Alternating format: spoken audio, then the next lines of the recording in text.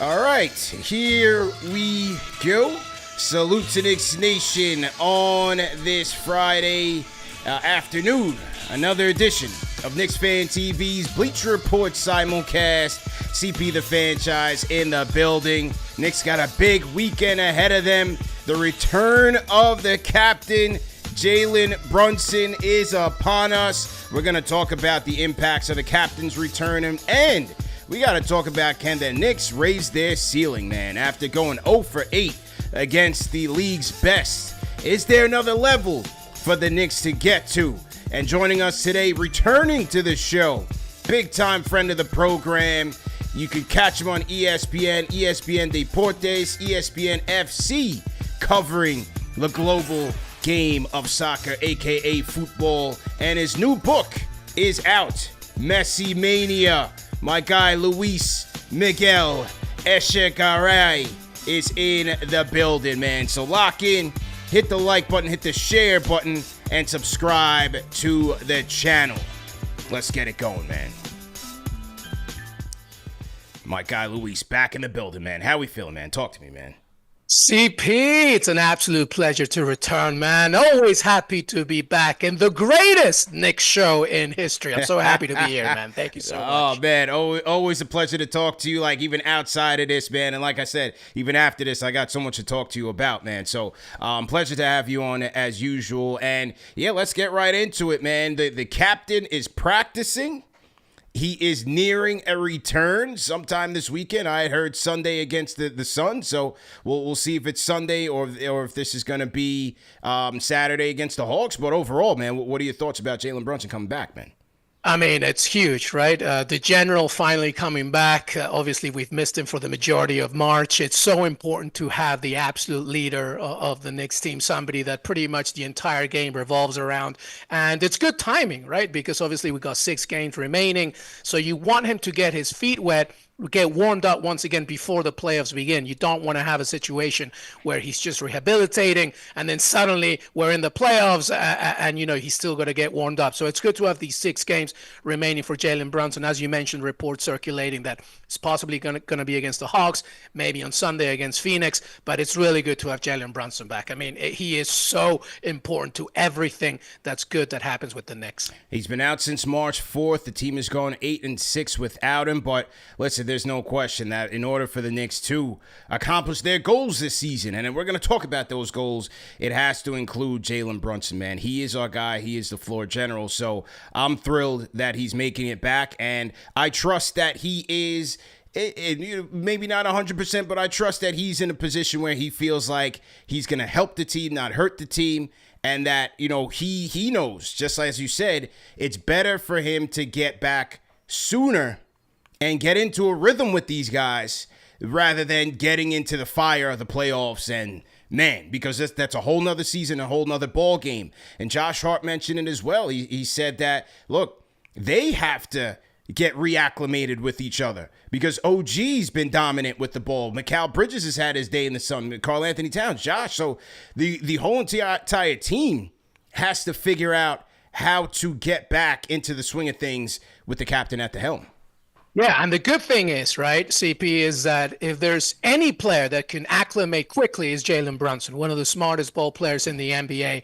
As you mentioned, the floor general, somebody that also really likes to take his time even when he has the ball. So he's going to be very smart coming into it. You mentioned it here, though. Nobody wants to ever see a player injured, let alone Brunson. But I think there's been kind of a blessing in disguise when he's been out because it's forced other players to live up to it. You mentioned OG Anunoby, who's having some ridiculous numbers, averaging, 23 points a game now, some of his highest in his career. The same with Bridges, about 21 points a game. You know, these kinds of performances by other players are necessary in order for them to realize, well, you know, there might come a situation in the playoffs when, you know, our best players are not going to be able to dominate. And this has been the overwhelming cloud for the Knicks, right? Especially in the playoffs. You know, injuries, of course, have been a major issue. But the biggest thing, if you want to be not a good team, not a very good team, but an elite team, you need everybody to contribute. So it's been kind of a blessing to see what other players can do in Brunson's absence. But as you mentioned, once you have the floor general there, you know, once the playoffs begin, hopefully we're going to be fully healthy and ready to go. So to everybody in the chat, hit the like button, hit the share button, subscribe to the channel. I see my Fanchise channel members in here early this morning. Fabian Aramaris, Thomas Donnery, they haven't missed the show since they've joined up with us. Luis Crystal DeVore. Shout out to Rhyme Animal. Chuck D is in the building early with us. We got, Legends. it is Friday, right? So we got Robert Randolph in the building. Mr. Friday Night Knicks is in here with us early, so shout out to him. He's probably going to want to come on the show at some point and promote his new album or something like that. You know, Robert, you got the address. You got to send the check first, and then we can talk about scheduling some We got to hustle, man. Everybody gotta get that paper every single day. Listen, he's arm in arm with Beyonce out there. He's got Grammys and stuff. The checks, the price just went up. You know what I mean? For a KFTV appearance. but yeah, you know, as you said, you know, OG Anunoby dominating. He's been super impressive. Mikal Bridges didn't have a great night against Cleveland, but overall, he's been shooting the ball well. And so these guys getting back into the swing of things with Brunson is going to be vital. But how about this for Jalen Brunson? He does need 4 more games to get back into the All-NBA awards. And how about this statistic? He's been gone for almost a month, and he's still at the top in terms of field goals made in the clutch. So he's still in the running for Clutch Player of the Year. He's got 47 field goals made in the clutch. Right under him, though, there's a 3-way tie right under him. Nikola Jokic, the Joker, DeMar DeRozan, and Anthony Edwards.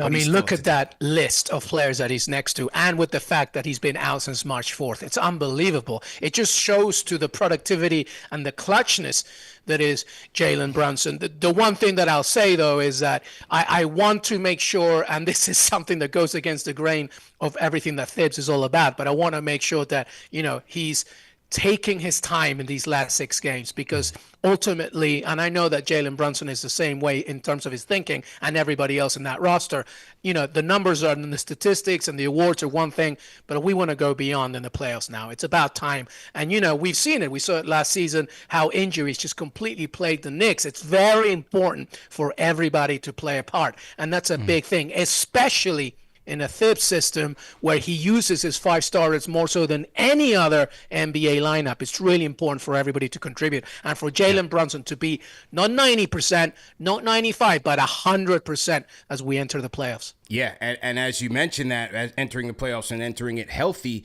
the magic number for the Knicks to clinch the 3rd spot is 3. So hopefully a combination of 2 wins this weekend. You hope they take care of business against the Hawks on Saturday, take care of business against the Suns, second night of a back-to-back, but no KD. Take care of business there. Maybe you get some help from the Pacers, and then you can start resting some guys some more. I know they play the Celtics and the Cavaliers again. Those guys will probably be resting players as well. I think the Knicks need to try to handle business early here so that, especially Karl Anthony Towns, get him some rest. Get the Dogs some rest. Get Mikal Bridges, Josh Hart. Those guys need to be in some sort of rest rotation from here on out so that they can get into the postseason fresh. And then the good thing is, once the season ends on the 13th, they'll have a whole week to get rested and get ready for game 1. And that might be one of the most important weeks in any kind of Knicks situation because of the head coach that we have. There is not one single player under a Thibs system, even back in the day before the Knicks, that would disagree with the fact that every single player needs rest, because this Knicks team, the starters play more minutes, like you're talking close to 900 minutes in the entire season, more so than any other team. So, like, if we get that 3rd spot and we're able to rest, like you said, and able to be ready. And also, let's remember something. If you want to go far in the playoffs, I say the NBA Finals, you need to rely on this entire roster. And, you know, look at the Boston Celtics. Obviously, they got, you know, 2 main stars, obviously, with Brown and obviously Jason Tatum. But everybody contributes. We need the Knicks to be exactly the same if you want to go far. I agree with you there wholeheartedly. And speaking of the Celtics, speaking of the Cavaliers, we mentioned the record. The record speaks for itself, 0-8 against the NBA's elite. So what do you think in terms of this team this year? Is there another level that they can hit as they enter into the playoffs and you know, maybe beat these teams or at least go down swinging in a 7-game brawl? Yeah, it's a really good question because I think that we've obviously seen the development of what's happened with the Knicks since Thibodeau, and obviously since the pieces have been moved, of course. And I think there's three stages, right? There's the difference between being a good team. We are obviously that. There's a difference between being a very good team. We are obviously that. And then, as you mentioned, to be elite, like Cleveland in this season, like the Boston Celtics, the best team in the NBA, of course, until proven otherwise, right? So can the Knicks reach that level? The answer to that question is down to two things. One is health. We haven't seen that. Last season, completely plagued in the playoffs because of injuries, right? So if there's able to be a healthy roster, then you can have a conversation about saying, well, now we have the very best of what we have, and now we can maybe turn that record against the very best, right? That's one. And number two, we need the bench to be consistent. You cannot just rely on Jalen Brunson. You can't even rely on OG or Cat. You have to get your Pains, your Deuces, your, even your Colics with the assist provisions. You need that bench to deliver. That's the only way you can go far in the playoffs because, like you said, it's a brawl. It's a back and forth, and you cannot just have your stars, do the hard work. You need everybody to deliver. So if we're able to do that, stay healthy, and have a deep, deep, deep roster providing day in and day out, then maybe there's a chance. I'm with you there, man. I'm not ready. I told these Knicks fans I am not ready to throw in the towel. Matter of fact, I got my towel right here, Luis. For the fans, baby. by the fans. Yeah, you can't throw in the towel, man. We've been waiting so hard. There's no franchise in the NBA that's been waiting longer for something to happen than New York Knicks. There is no better fan base than the Garden. So, this Knicks fan base needs this, and we need to have it and need to have it now. And I'm with you. I've still got the faith, but those two things need to happen, I think. Yeah, matter of fact, I'm sending you one of these before the playoffs. Yes, man. please. I'm sending you one of these before the playoffs. You know what I'm saying? You got to have your For the Fans, by the Fans rally towel. I'm with you, though. Going into this thing with a full deck is different than last year, and so that's certainly helpful. You get every other day instead of back-to-backs, plus the week before, especially going into round one. So you get some guys, especially I think Towns really, really needs, especially with that knee tendonitis. He really needs some time off. So I'm hopeful about that. And then with the emergence of OG, similar to what we saw last year in the playoffs, when it was like, oh my God, like this guy's really taking off, especially the way that he's attacking the basket and forcing the issue. To me, that takes some pressure off of guys like Bridges, who we still need, Towns, who we still need. But I think that's a big, big revelation in this, as you said, blessing in disguise stage where Jalen Brunson has been out, because I believe that he's going to maintain that edge and that aggressiveness. And so now you have a guy who you can put the ball in his hands. He can attack the basket. He can draw contact and take some pressure even off of Brunson as he looks to get back into the swing of things. So it's going to be imperative on Tibbs, on Brunson, to make sure to get these guys going early, especially OG, Mikal, Karl Anthony Towns as well. So, I'm optimistic about that there. I'm also optimistic. I feel like, guys like, I think the defense, what I want to say is I think the defense is going to be more ferocious this in the playoffs. Yeah. I think these guys are going to raise it up. The intensity is going to get raised up from OG to Hart, Mikal Bridges, Deuce, Mitch. I think the defense is going to be vastly improved when it comes to playoff time. And especially when they're able to create those turnovers and get out in transition, it's going to help the offense tremendously and alleviate some of that pressure for them to create for each other in the backcourt, in the half court. Yeah, and I'm completely in agreement. And you know what? They're probably learned their lessons from last season, even with the injuries. And that's the key thing. One thing that's, really important to understand here, and it's something that I specifically watch a lot of when I'm watching March Madness and stuff from the college game. I know it sounds like a cliche, but really, if you have a good defensive foundation, if you're able to be strong and resilient, especially at home, you're going to make some things happen. OG Anunoby, because he's always been so consistent defensively, now that he's not hesitating offensively, that is so, so big. For me, there are three players that can really, if they can deliver, if they can give you something, then we have a chance. And I'm not talking about the obvious ones. The first one is OG, as you mentioned. If he can continue and do this, it'll be amazing. The second one is Mitchell Robinson.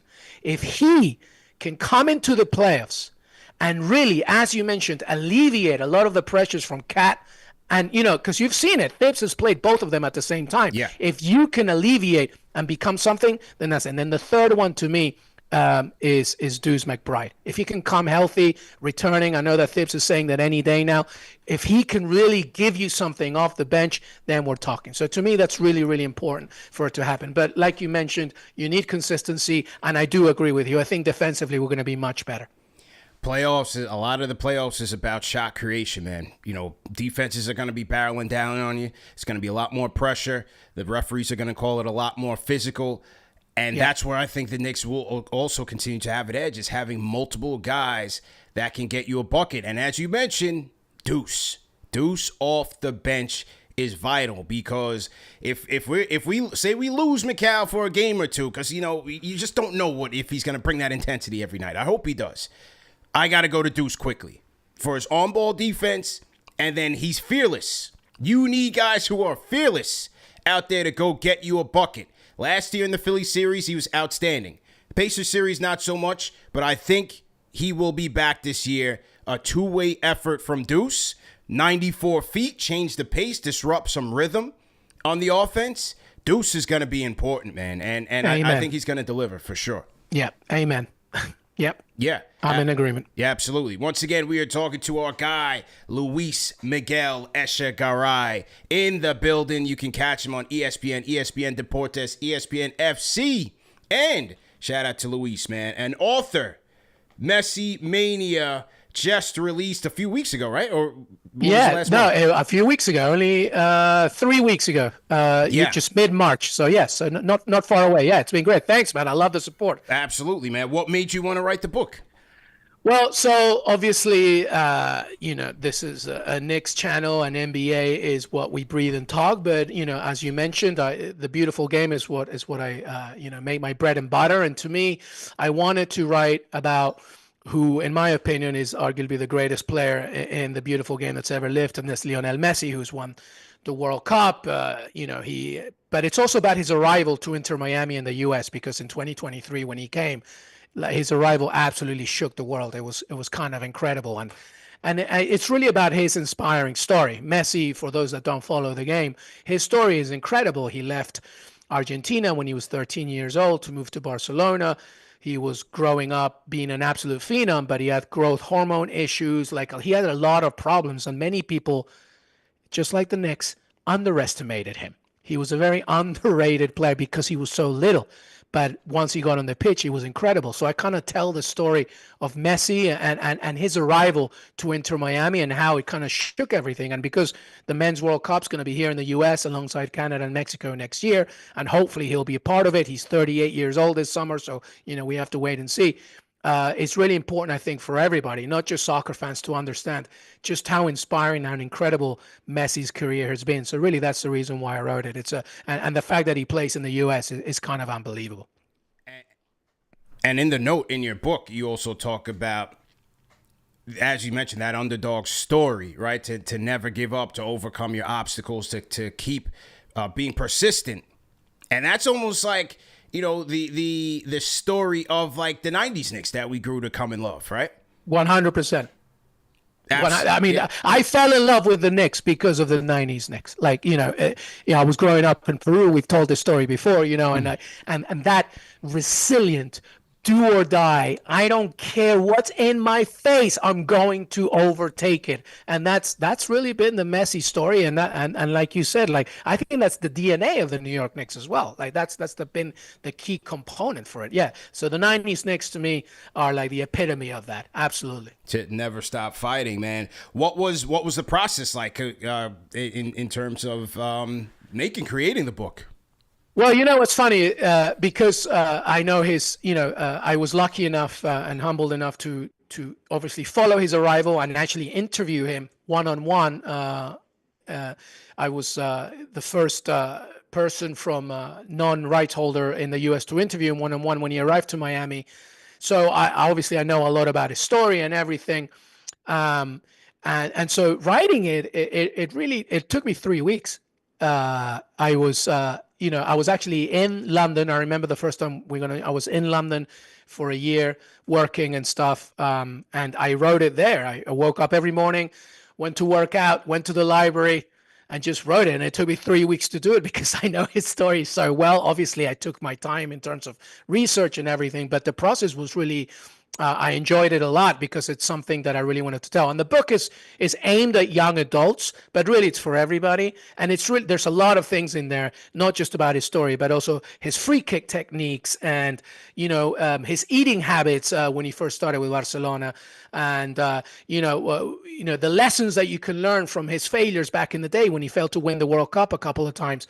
So all of these things, like the process was really, really enjoyable. And like I said, it didn't take me that long to do it.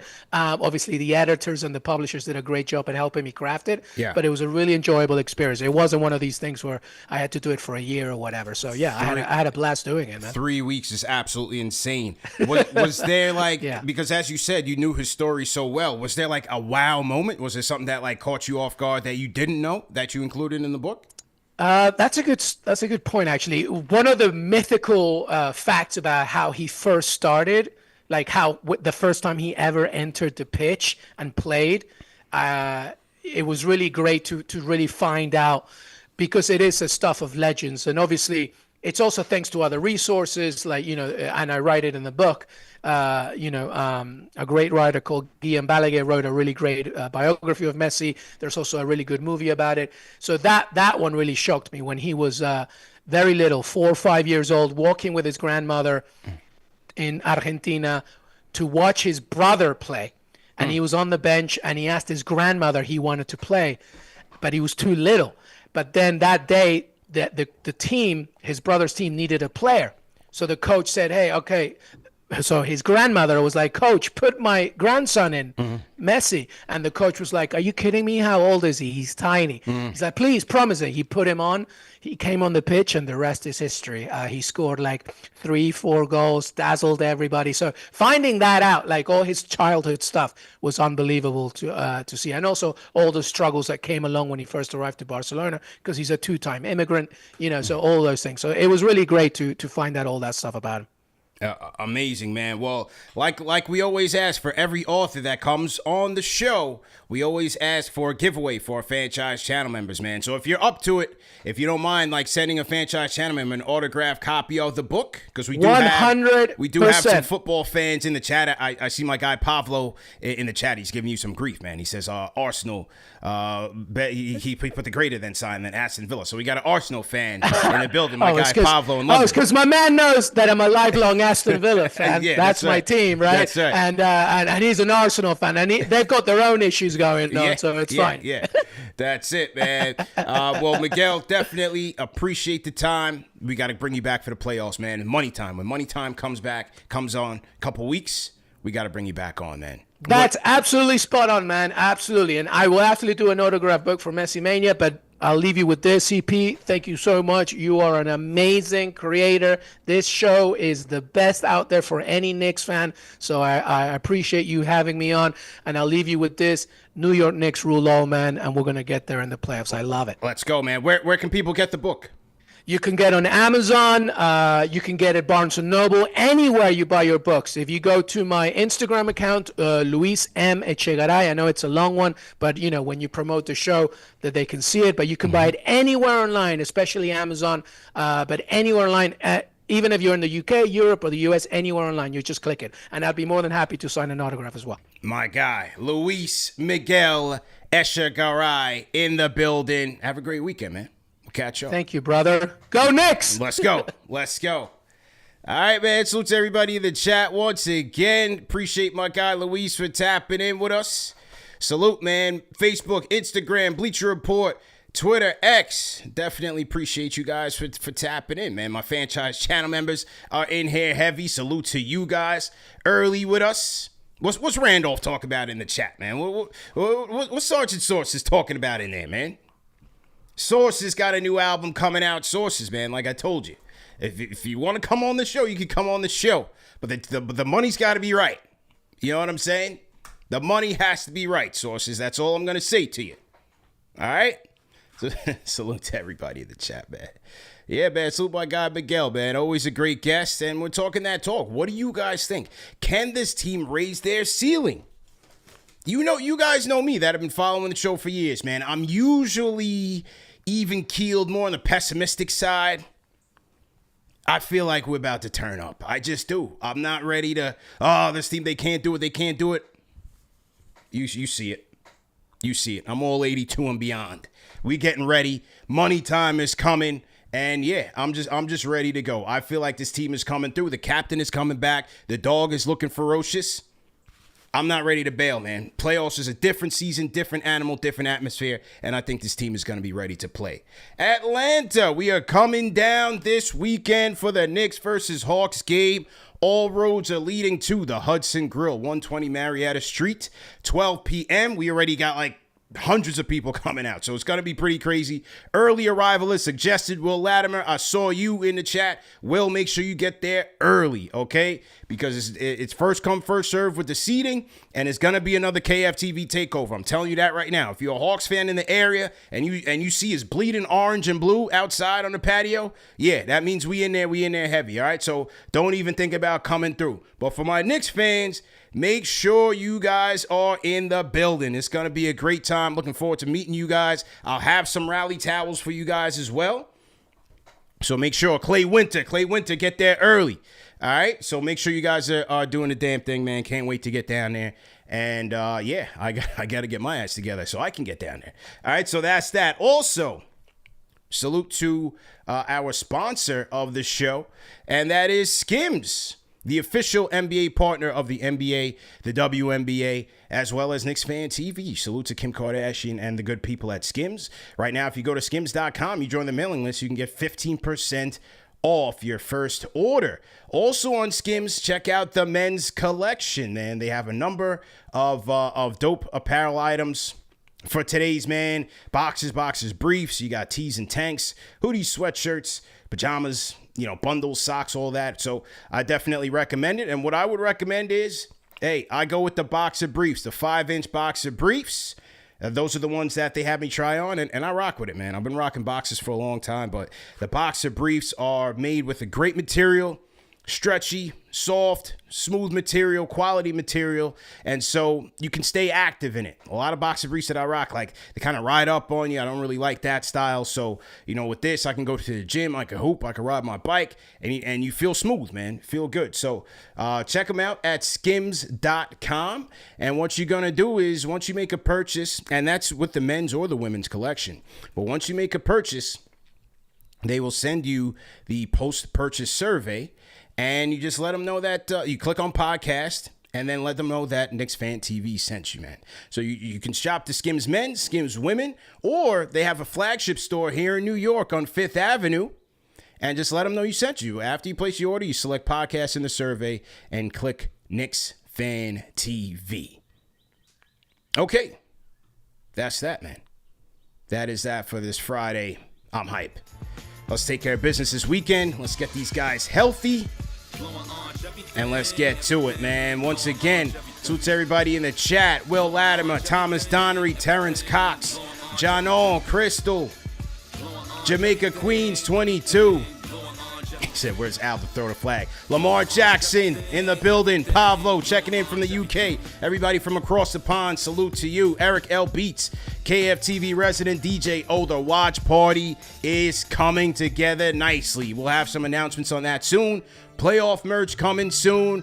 But you can get your Once a Nick, Always a Nick merch on KnicksFanTV.com, as well as your rally towels. James Whitfield, salute. Daniel Bolsajor, salute. Make sure I'm Lopez. Make sure I don't miss any of my franchise channel members in here. Marco, my 2 cents. Big Surge made it in here. Salute. Make sure I don't miss anybody. All right, man. That is that. You guys have an excellent weekend, and I'll catch up with you guys, man. Number one show for the fans, by the fans. Salute to the replay gang. Remember that this show is available in audio podcast format. Like, share, and subscribe. Have a great day, guys. Peace.